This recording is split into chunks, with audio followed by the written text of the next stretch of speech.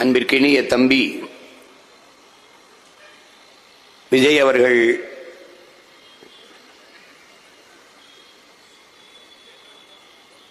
மக்களை சந்திக்கிற நிகழ்வை தொடர்ந்து செய்து வருகிறார்.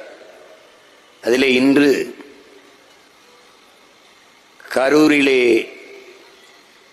நடந்த கூட்டத்திலே